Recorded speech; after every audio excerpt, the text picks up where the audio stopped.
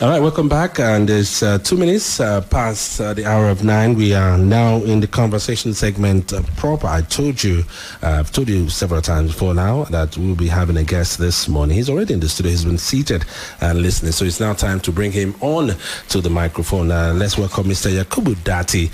Mr. Dati is a former General Manager, Corporate Affairs of the Federal Airports Authority of Nigeria, FAN, and he was also a commissioner for information in Plateau State.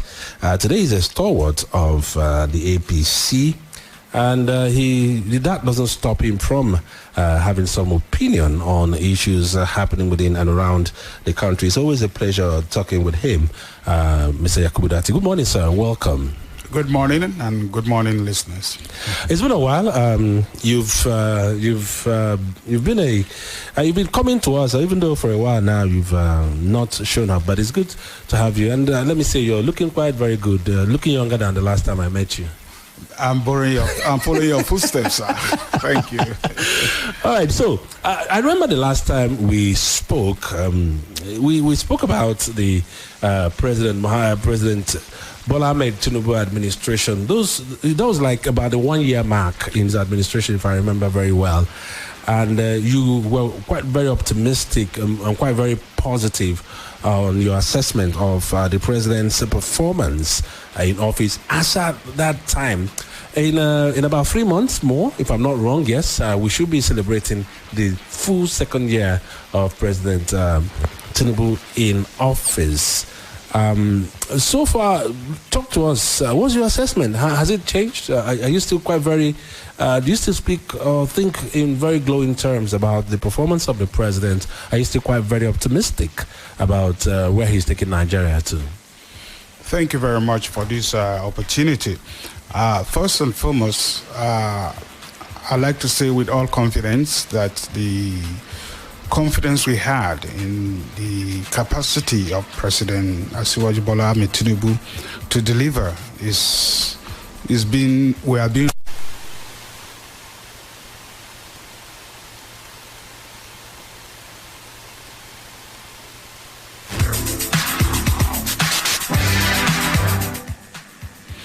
Yes, so Mr. President had performed creditably. You recall that when he assumed office, Nigeria was practically on a free fall, as attested by key leaders of the party. Peter Obi, Atiku, they all said so. And the first thing he did was to courageously take action to turn around the fortunes of the country through transformative steps like the removal of subsidy, the allowing the foreign exchange to find its level instead of multiple foreign exchange windows. And all these combinations are being able to strengthen and move the economy forward. As I speak, funds, revenue going to the states has quadrupled, both states and local government areas. And also we have had a stability in the dollar and the foreign exchange. Thirdly, we have also, in spite of the shock that came with these reforms, we are beginning to see the early fruits. These days, if you go to the market, for the first time, you begin to see that the prices of things are coming down. Tomato, rice, potato is there. It has never happened. In Nigeria, everything that goes up remains up. But because of the crack brains of the economic team he has put together, he's been able to mainstream and ensure that we begin to get these early benefits. Of course, for most people, this is not surprising. We are talking about Asiwaju Bola Tinubu, who as governor of Lagos State raised the IGR of the state from 600 million naira a month to 5 billion naira a month. So that is bringing and mainstreaming into Nigeria as a whole, and we are gradually seeing the early benefits. Well, many people may not agree with your assessment, especially in terms of the price of goods. I would say things are still very high, and there may be some seasonal, once in a while, fluctuation in the prices of some goods, but people maintain that those goods are still very high. But I guess you were very careful in your choice of word. You said the early fruits. Yeah. And Nigerians are wondering, for how long will they have to wait for the full fruits?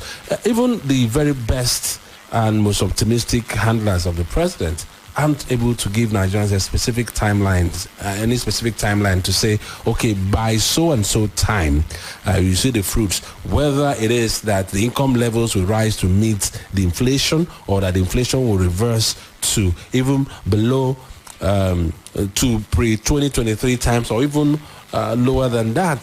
The general criticism, especially even from experts, is that there's no clarity in the economic direction that the president is taking the country. It's just a make it up as you go, hit and miss process. That's the criticism. It doesn't match the optimism you've expressed, sir. Well, if you go out to the streets, you will see that what we are saying has evidence. For instance, since he came on board, Bola Tinubu came on board, when last did you see queues in the petrol stations? They say it's because people can't afford them. No, we went on different holidays. Most times in December, you see lots of queues, but you have to relate and the actions that has been taken to what is happening. Why did we have this? We have this because the petroleum sector has been deregulated. We've seen the coming on stream of Dangote refinery. We've seen a less dependence on export and imports. We've also seen the removal of subsidy. Now, these are key issues and areas where importers, as of then, were controlling, or rather holding the country by jugular, such that they will come together and decide, when there are festive periods, you suddenly see scarcity, and then they increase the fuel. But now, in a deregulated economy, it allows the interplay of economic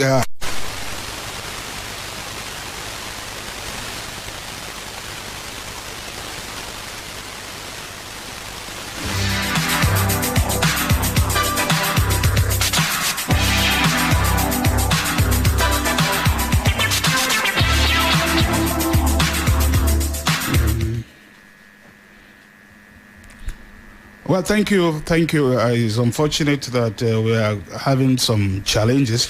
But what I was trying to say, it goes to the heart of what we're saying, that it seems your government is not helping the power sector anymore. But let's go ahead. That wasn't what you were talking about. Well, like I was saying, the clear economic steps taken by this administration, we are seeing the benefits. That's why we don't have petrol scarcity. That's why you don't have filling stations having different prices, because at the end of the day, it becomes competitive instead of the lazy, period we had in the past where government was subsidizing and half of the money was going to private pockets. Another half, when even being imported, was being smuggled out to neighboring countries where people are making a killing to the detriment of Nigerians. So I think that even as we look at what is happening, we should also be fair to government. We should look at what is on the ground. What we are saying, is it true? Can you collaborate? And most times when there are reforms, it comes with its early challenges. It's like a woman going to give birth. You go through the pain of child labor because at the end of the day, you look forward to a beautiful baby, and that takes over. So we want to appeal. We know that the challenges are high, but we want to appeal that from the early fruits that we are seeing through disappearance of fuel queues, through competitive pricing by filling stations, through removal of subsidy, which was empowering just a few people, through the removal of multiple exchange rates that was just empowering certain people, such that as now we have a new team of billionaires in Nigeria made up of people who are just bankers. They are not producing anything. So we should give it to President Asiwaju that something new is happening. And by the time we do that, we encourage the president to do more, and we'll also be able to be part of the beneficiaries of the reforms we are seeing.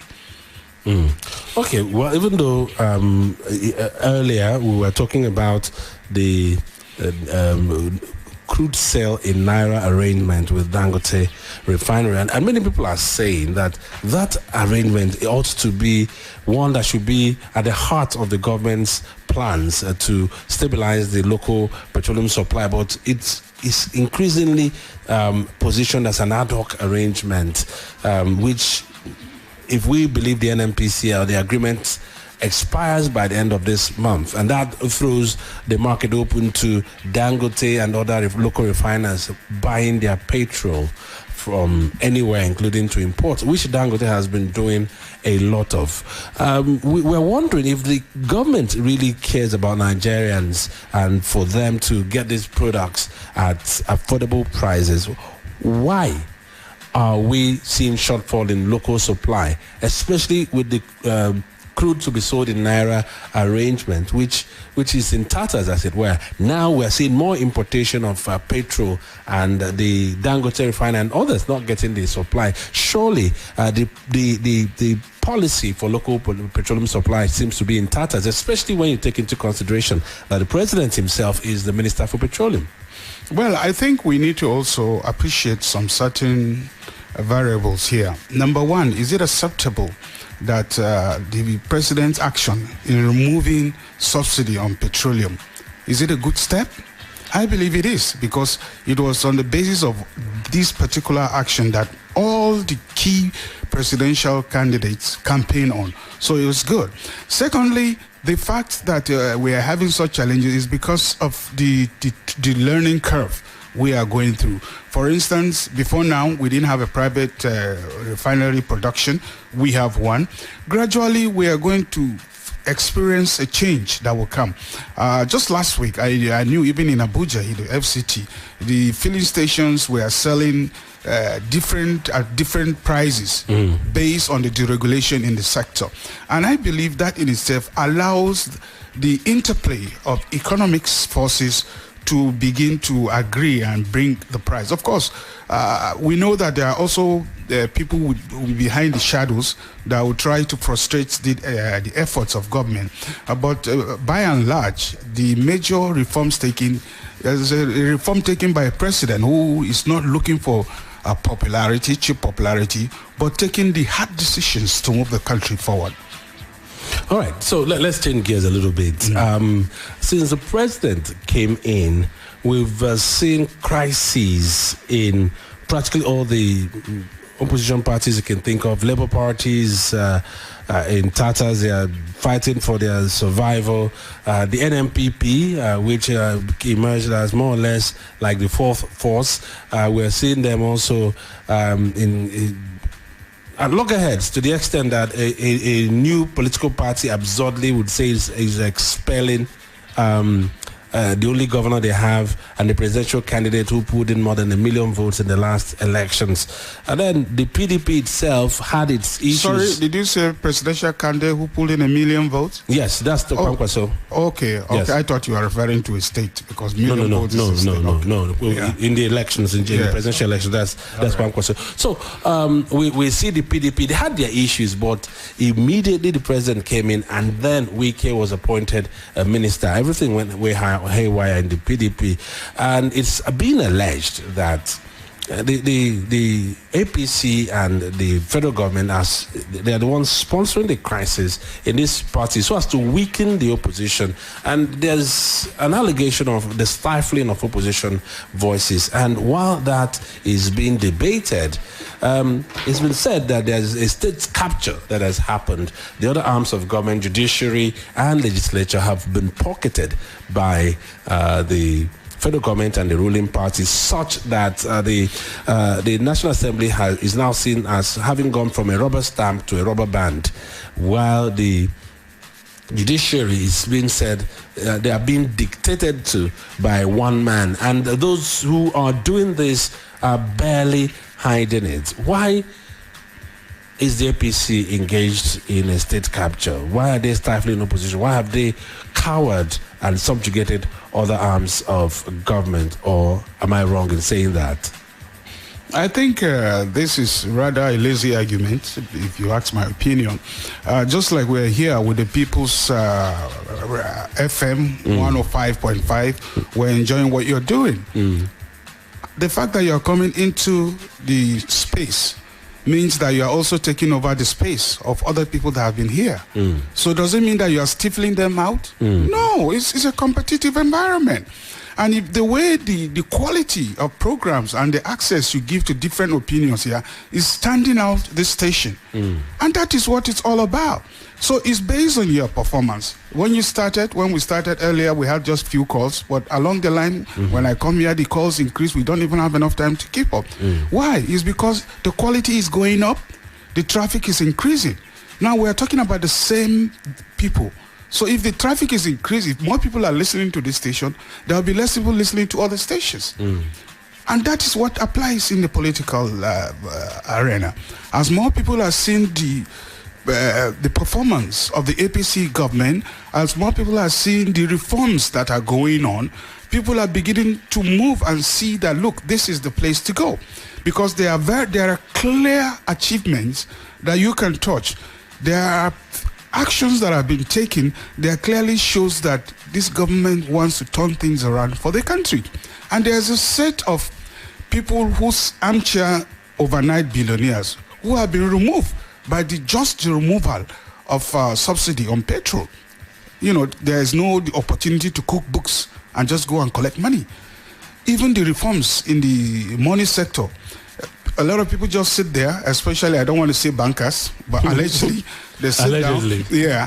And then the money comes, they collect it officially, they sell it unofficially, and before you know it, they are all over the place sponsoring charity, building universities, without any visible industry or business that they are doing. So all that has gone.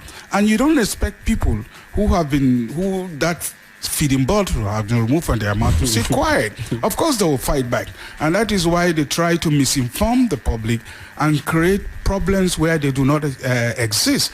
But we are focused and we are happy that the reforms ongoing is getting down to the level. I'm talking about the political parties. It is very unfair to accuse the ruling party for that. If you look at the parties, most of the problems they have, Labour Party, for instance, is people from Labour Party that took Labour Party to power, saying that the tenure of the gentleman who was the chairman is over, so he should go. And the man say, no, it's not over. Then they took each other to power. So how do you blame the ruling party on that? Look at the PDP too. Sponsoring that. The PDP, how will you sponsor? For what? And then you look at the PDP, it's the same thing. There are internal wranglings and fights in between.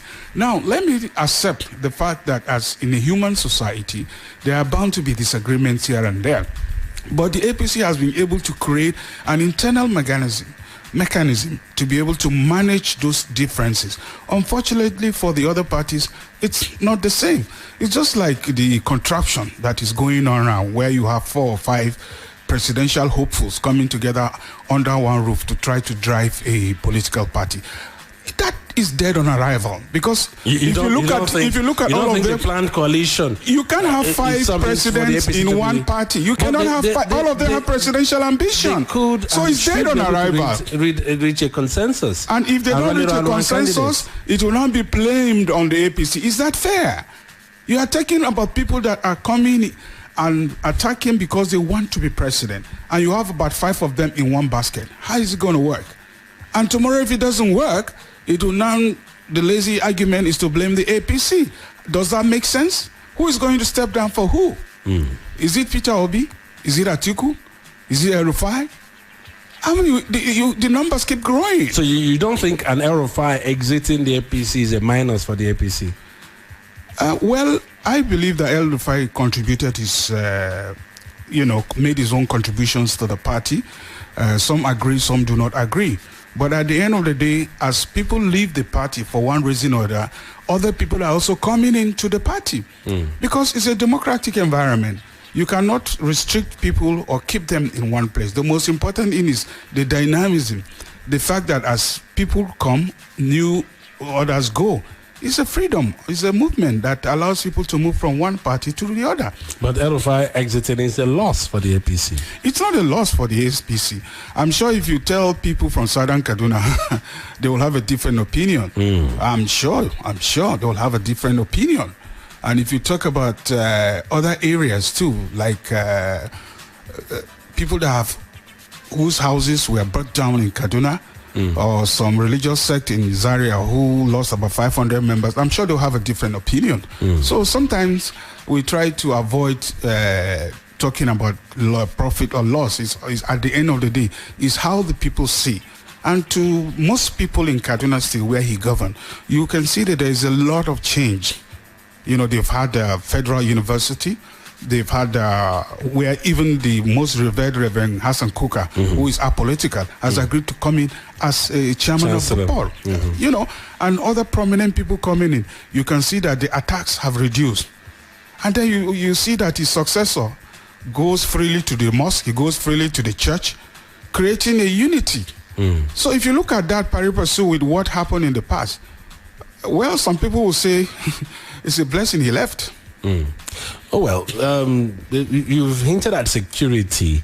Many people think that the administration, the President Bola Tinubu administration, is not faring very well as far as security is concerned. The banditry seems to be going on unchecked, just maybe a few advances here and there, but as far as in the epicenters of the banditry and illegal mining and all that in the north, in fact, in a recent Senate committee event, the former governor of Edo State and senator in that state for Edo North actually said the president seems to come hard on everywhere else, maybe in the south, but up north where the banditry is raging, they look the other way.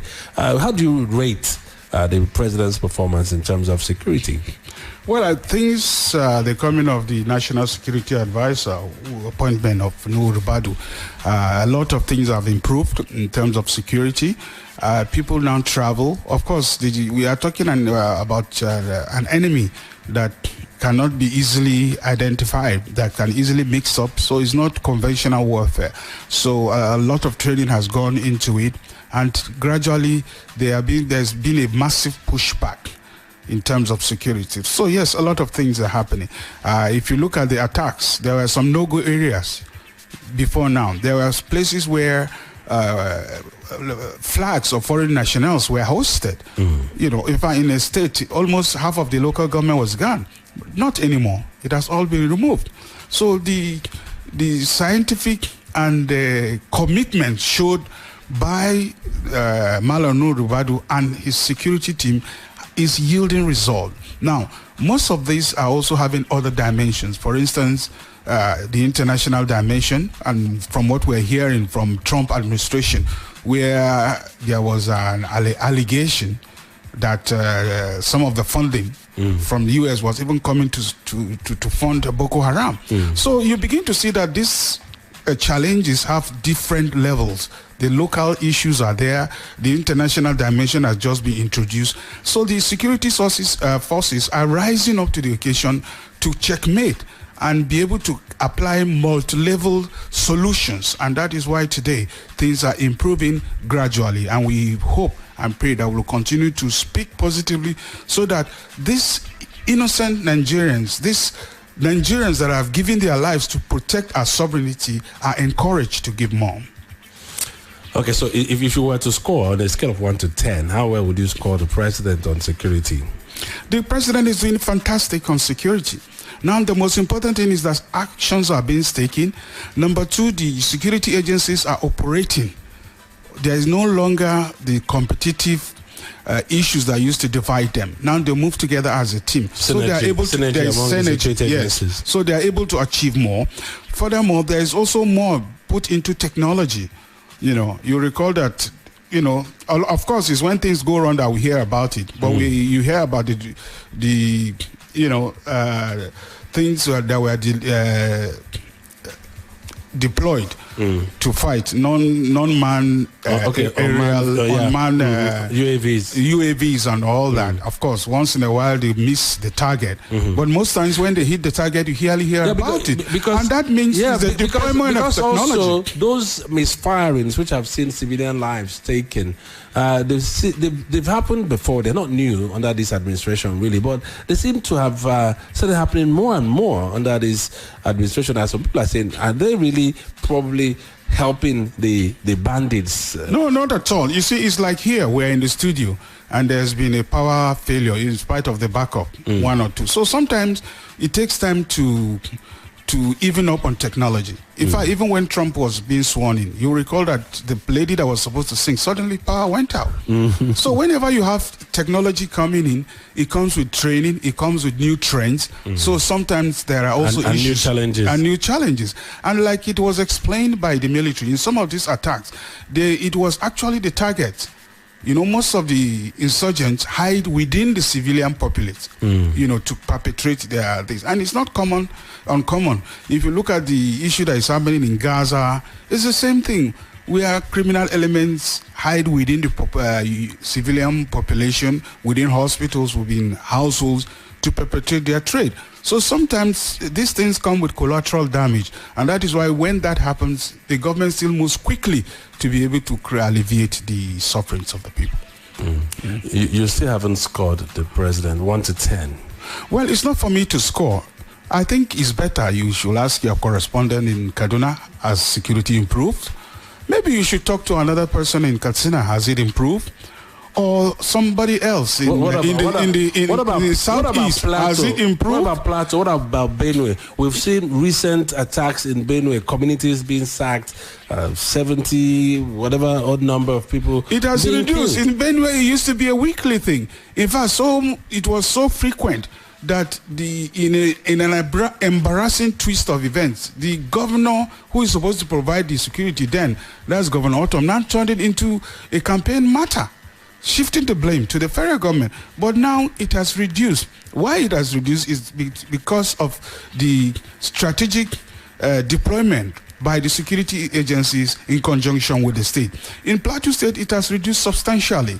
People are already going back to the farms. Now, these solutions, these problems came in about 10 or 20 years ago, cannot go over in 1 or 2 years. But most importantly is that the government has shown capacity to confront this insecurity, and we are gradually winning the war. And we want to use this opportunity to congratulate the men and women of the armed forces who are out there daily being exposed to danger for the sovereignty of Nigeria. Okay, all right. You're still listening to the People's 105.5 FM Abuja. My name is Maddox, and I'm here with Mr. Yakubu Dati. He's I'll call him an administrator and a politician, a member of the APC. We've been trying to make sense of issues, and of course the program is the People's Breakfast. We'll soon open up the lines, but let's still expand the conversation. Mr. Yakubu Dati, the National Assembly, led by the President of the Senate, Senator Godswill Akpabio, it has come under so much criticism lately because of the way it is operated.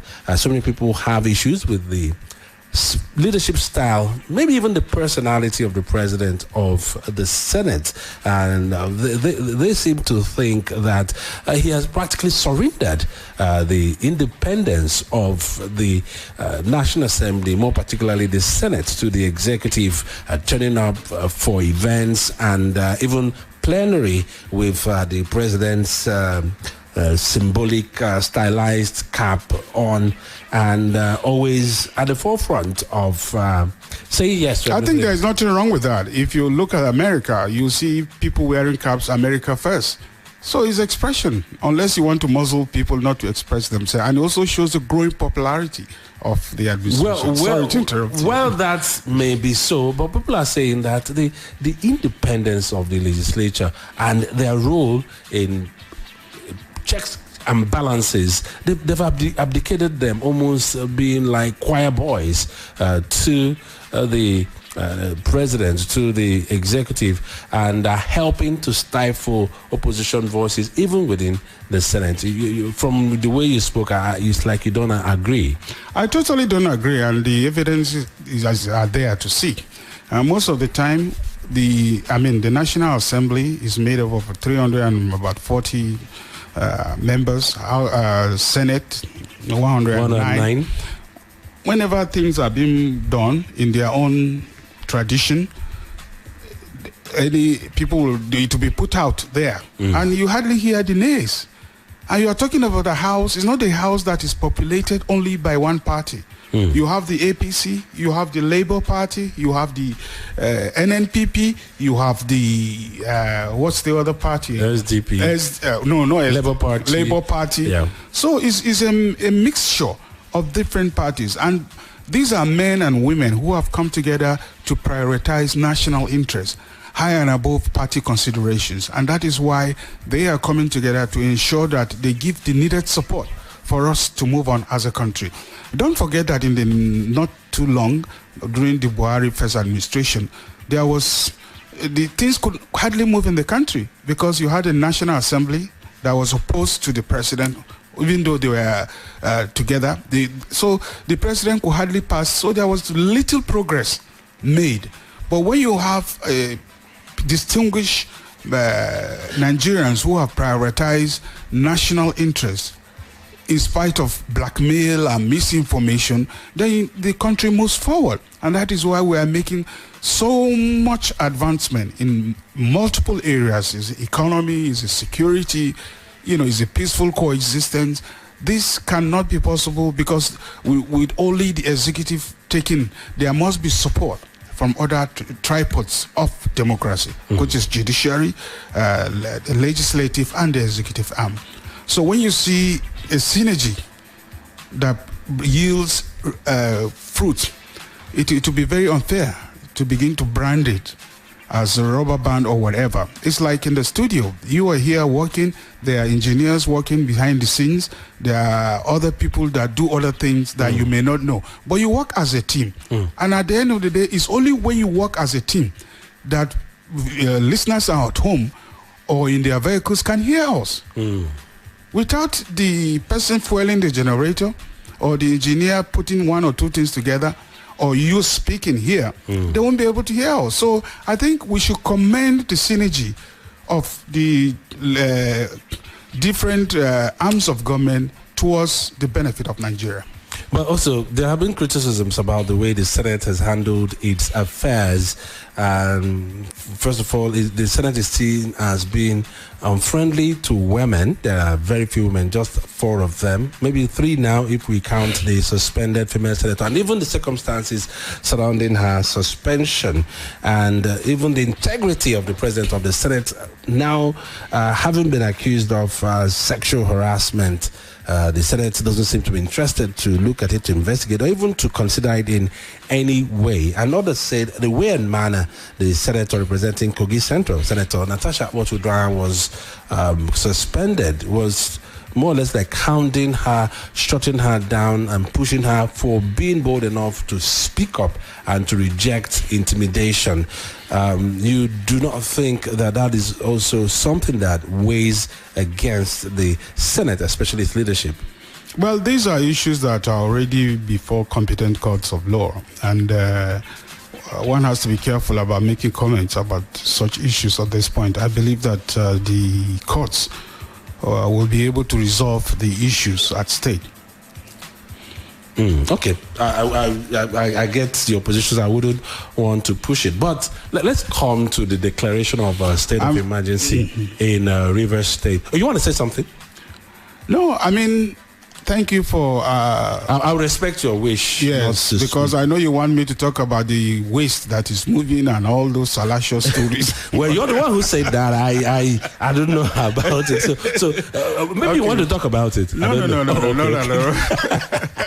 No, but seriously, let's talk about the state of emergency declared by the president in Rivers State. The Rivers State crisis, I don't think there's any need for us to start rehashing what has happened with the dramatis personae. I'm sure you listened to the updates I was giving earlier on the front pages of the papers.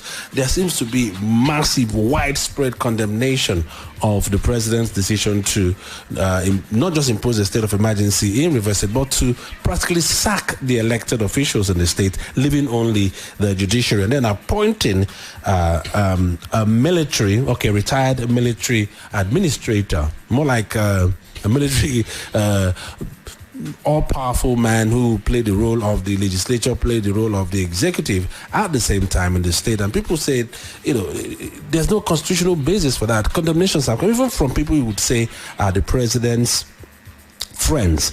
But I want us to listen to one person who has captured this in a far-reaching way. That's the former president, President Goodluck Jonathan. He was speaking at an event towards the weekend, and he had he was an unusual Jonathan. He usually is a circumspect person, but he hit the nail on the head so hard. Even as the nail has gone in, he was still hammering on it. Let's listen to him. Then I'll have your thoughts on the what I played out in River State. The audio is about 5 minutes long, but I think it sets the stage. I don't really need to say anything else after that. Let's listen to Jonathan, then we'll come back.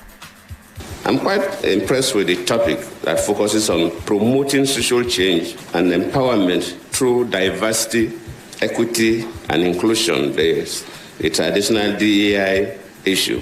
Just like the founder said, when I look at the array of speakers, the keynote speakers, and so on, I'm quite pleased that the conversation today will be good, especially relating to what is currently happening in the country regarding River State. The theme of this colloquium is timely and relevant as we seek to address the present issue of our time, from inequality and bigotry to social injustice and marginalization.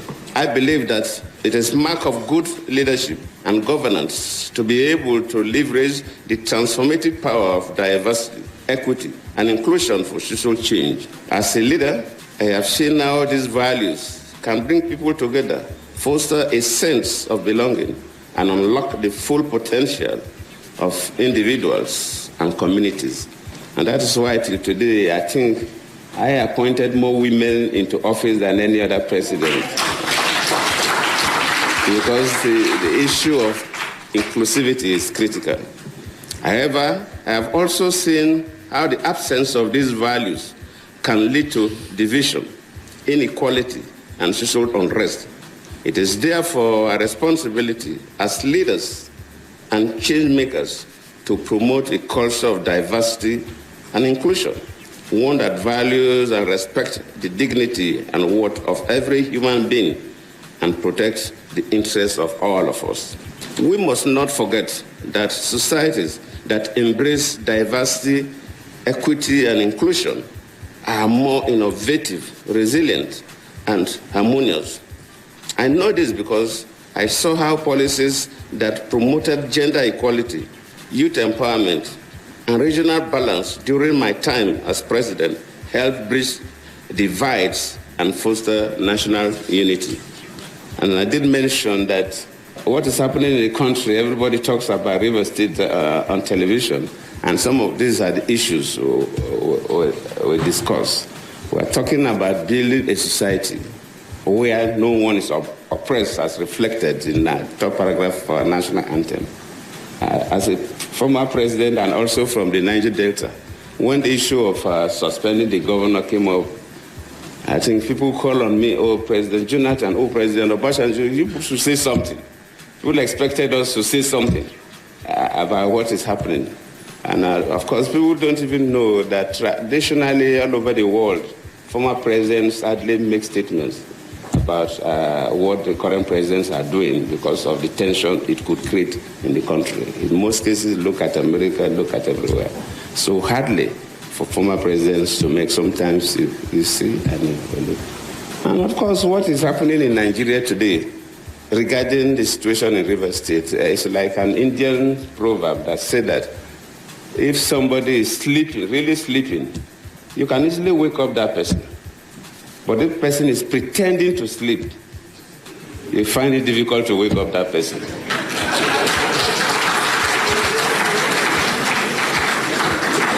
The key actors in Nigeria, from executive to the legislature, luckily Senator Binta and others are here, and the judiciary, they know the correct thing to do. But they are refusing to do it. They are pretending to sleep. And waking such a person is extremely difficult because the person knows the right thing. A clear abuse of offices, clear abuse of power, clear abuse of privileges, cutting across from the three arms of government, from the executive to the parliament to the judiciary. and I always plead with our people that whatever we do affects everybody. And sometimes we do things and we think that it doesn't affect us. I've been a president before, and even after leaving office as a former president, people get to me. Why is that our passport is not valued that much? Hey, no girl, no,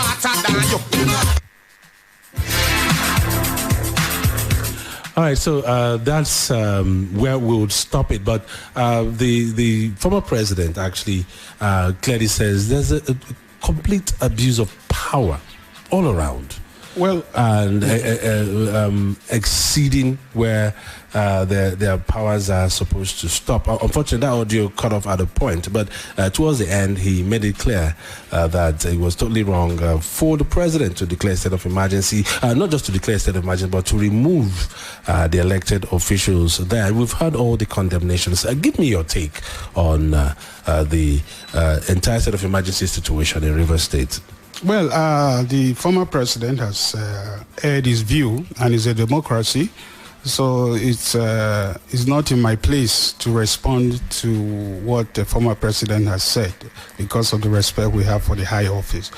However, by way of sharing opinion, it is important to note that President Bola Ahmed Tinubu took the decision in line with the Constitution of Nigeria. Section 305 clearly states the reasons for the state of emergency and also gives the president the power to take extra measures to bring peace. There is no clear position of the Constitution is saying the president cannot suspend a governor, deputy governor, and legislators who are part of the problem. But don't also forget that I've not had enough time to speak. I need to explain this. To help you. Please, to tell you also. Just to help you. Yes.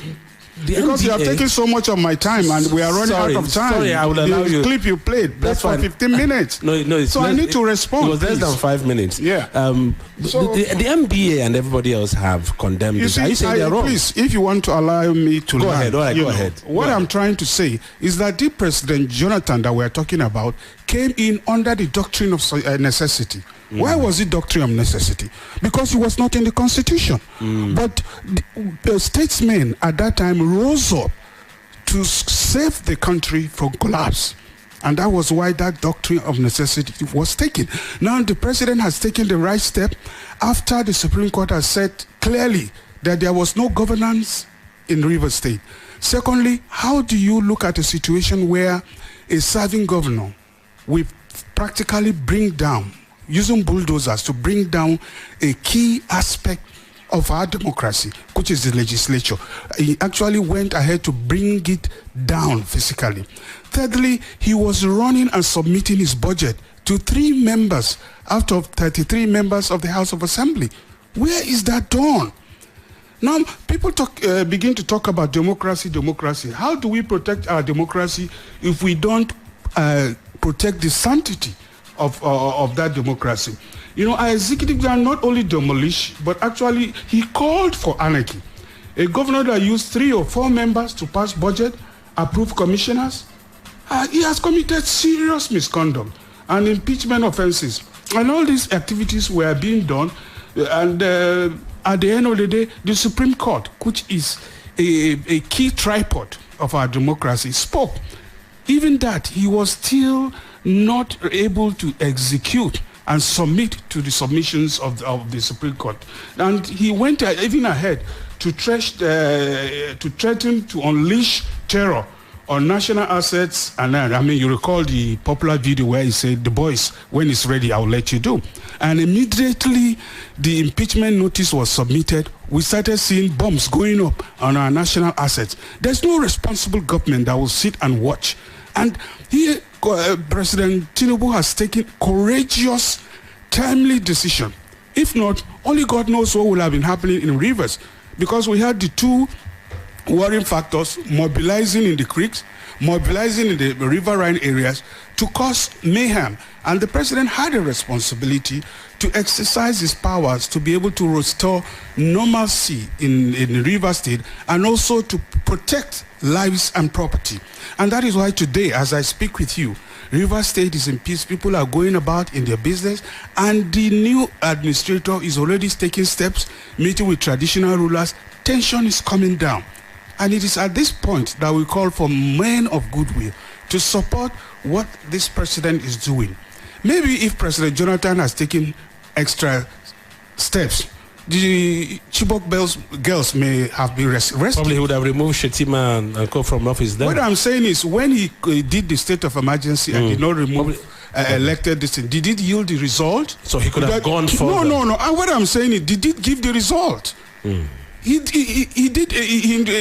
proclaimed the state of emergencies, left the governors and House of Assembly, which you said, at the end of the day, were they able to quell the Boko Haram? Right. Not to talk of this situation where the key personalities who were active are the political office holders. How will it operate? Or are you suggesting that this administration should operate pari passu with the governor, the deputy governor, and the House of Assembly who have not been able to work together? So let us give credit where the credit is due instead of trying to play politics with everything. And the majority of people that are rising against this are people in the opposition. Of course, opposition, being their nature, will always find fault in everything the government is doing because that's why they are opposition. But where you compromise national security, it begets belief. So we need to rise up beyond the emotions and sentiments being expressed to commend the president for taking a bold step and the members of the National Assembly for being courageous in spite of blackmail, misinformation that is being done on them. But they rose as statesmen to stand for Nigeria, to stand for the unity of the Nigeria for national interest, and I think they need to be commended. All right, so let's open up the telephone lines now and get your take. 0911 222 1055 and 0911 112 1055. Our time is fast spent, so keep your contribution straight and short. And of course, remember it's radio, so keep it radio friendly. Hello,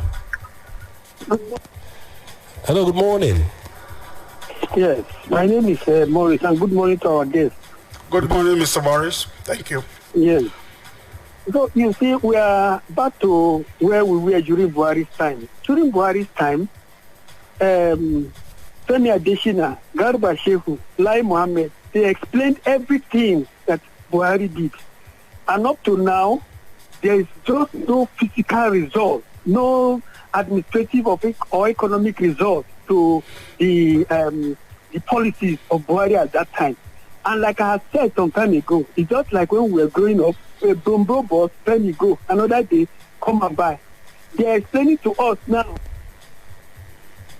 reduction in cost of food, and what's it called? But I don't like going too far. Your economic policy that is so advertised, where is the place of Babambola in this economy? In an economy where visitors will come, the first people they see on the street are that is Babambolas. I don't want to describe them. So what type of economy are you running that Babambolas are not captured in the economy? Thank you very much. All right, thank you very much. Thanks for keeping it short and straight. 0911 222 1055 and 0911 112 1055. Hello. Hello, good morning. Yes, sir, good morning. Yeah, my name is Mohammed from Mataka. Mohammed, morning, go ahead. Yeah, morning, you're the guest there. Good morning. Hello? Yes, go ahead, Mohammed. You see, I don't know why in Nigeria, whenever, if government does not take action about something, they will complain, where are we having government? But when they complain, it's this thing. There's still people who still, no, that's a democracy. But I've not seen anything. There's nothing wrong in what the president has done in River State. Just like your guest has already called out. In fact, the state was becoming somehow. Just like as if, we are having, banana something. In River State was becoming a laughing, we are laughing at them. How can I go demolish the whole, this thing, the building of the whole arm of government? And some people want the president to all the time and watch it. Right. Please let us listen at least. Hello? Yeah, okay, Mohammed, thank you. We've heard you. We heard you very well. Yeah. All right, thank you very much, Mohammed. Hello? Hello. Yes, good morning. Good morning, madam. Yes, sir. My name is CJ. CJ, good morning. Yeah, I don't know whether our guest can hear me. He hears you I can hear perfectly you well. loud and clear, CJ. Okay. Please, our guest, when did you enter market like Maraba market or Nyanya market or Masaka market? Syria, to look how much are they selling mudu of beans, mudu of rice? Because you come here and be telling us that the price of the commodity is coming down. A mudu of rice now is 2,200, 2,500.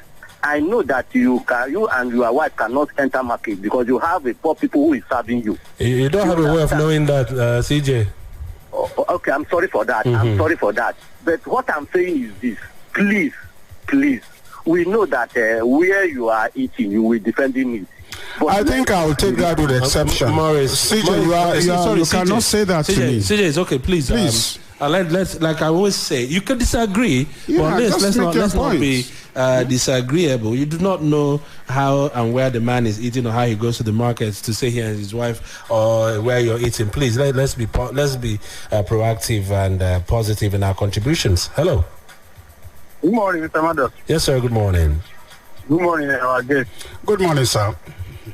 Thank you. Olushola is calling from Central. Olushola, go ahead. Your best have done the analysis to it. I know when I listen to former president, he has already mentioned the part of all that involved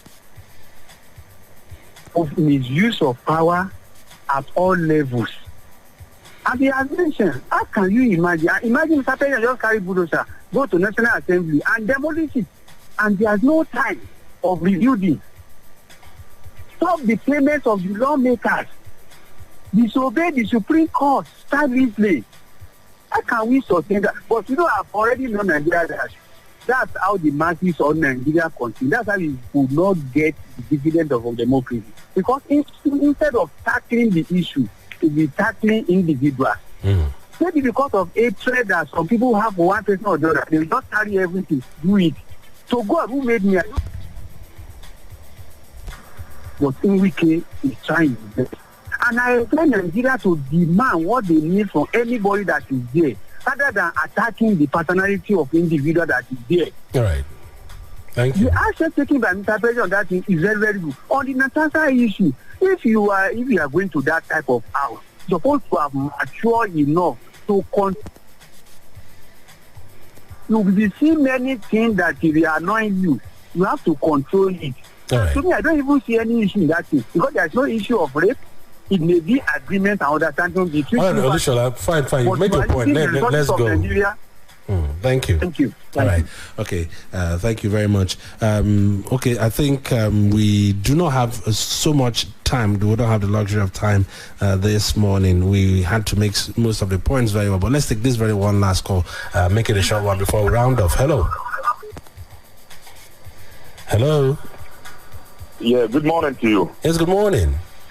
I really enjoyed this conversation, and I want to really commend our guests here over there. All right, tell us your name and where you're calling us from.